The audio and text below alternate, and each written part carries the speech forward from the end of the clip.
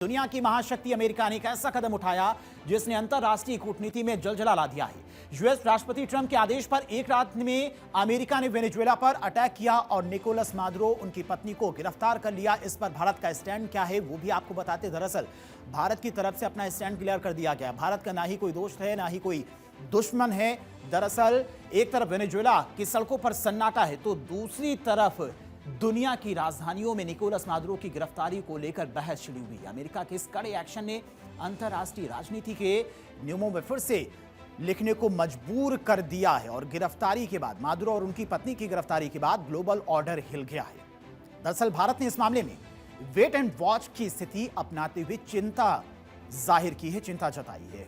S Jaishankar की तरफ से कहा गया कि दोनों पक्षों को टेबल पर बैठकर बातचीत करनी चाहिए और शांति से मसले को सुलझाना चाहिए। विदेश मंत्री एस जयशंकर का स्टेटमेंट साफ इशारा कर रहा है कि भारत इस तरह की एक पक्षीय कार्रवाई को वैश्विक शांति के लिए उचित नहीं मानता है और भारत ने अपना स्टैंड क्लियर कर दिया है कि वेनेजुएला में हुए इतने बड़े घटनाक्रम को लेकर आखिरकार भारत क्या सोचता है।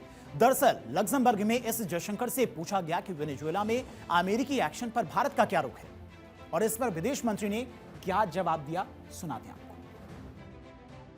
I think we put out a statement yesterday, so I would urge you to look at it. And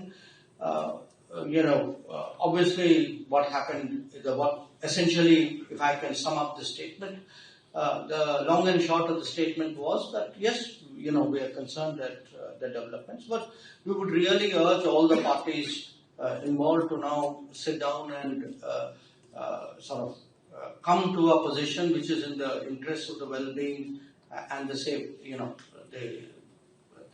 of the people of Venezuela. Because at the end of the day, that is our concern. That we would want Venezuela as a country with whom over many years we've had very good relations.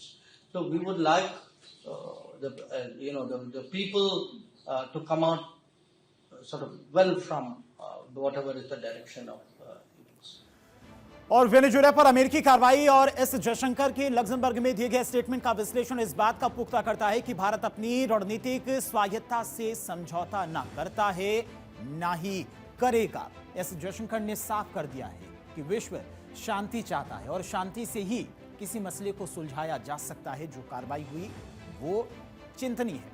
राष्ट्रीय हित सर्वोपरि का संदेश S Jaishankar की तरफ से दिया गया। पश्चिमी देशों को ये संकेत देने की कोशिश की गई। संतुलित विदेश नीति का इशारा भी कर दिया एस जयशंकर ने अपने बयान से। एनर्जी सिक्योरिटी का गणित, वैश्विक बैलेंसिंग एक्ट और संप्रभुता का सम्मान करना चाहिए, इनकी तरफ से ये कहा गया। ग्लोबल साउथ में भरोसे की राजनीति होनी चाहिए, एक दूसरे पर भरोसा होना चाहिए। डिप्लोमैटिक स्पेस खुला रखने की कोशिश की गई है एस जयशंकर के द्वारा दिए गए स्टेटमेंट के जरिए। इसके अलावा अंतरराष्ट्रीय कूटनीति की बिसात पर भारत ने एक ऐसी चाल चली है जिसने पश्चिम के सिलेक्टिव नैरेटिव की हवा निकाल दी है। एक तरफ वेनेजुएला के साथ अटूट संबंधों का हवाला देना, दूसरी तरफ इशारों में पश्चिम को उनके पाखंड की याद दिलाना। जयशंकर ने यह साफ कर दिया है कि दुनिया को उपदेश देने वाले देश अब भारत को यह ना सिखाएं कि उसे किससे दोस्ती रखनी है और किससे नहीं रखनी है। सुनिए। Countries are more, I don't want to say they become more selfish, but they will do things only if it is of direct benefit to them. They will offer you free advice. If something happens, they'll say, no, please don't do that. It worries us if there is tension. Sometimes you hear people saying, like it happened during Operation Sindhu. Now you ask them, saying, oh really, you're worried? Why don't you look at your own region? और ऐसे जयशंकर ने यह टिप्पणी Luxembourg में भारतीय समुदाय के साथ बातचीत के दौरान कही। उन्होंने मई 2025 में हुए ऑपरेशन सिंदूर का उदाहरण देते हुए कहा कि अप्रैल में पहलगाम में हुए आतंकी हमले के जवाब में भारत ने पाकिस्तान में आतंकी ठिकानों और सैन्य स्थलों पर हमला किया था।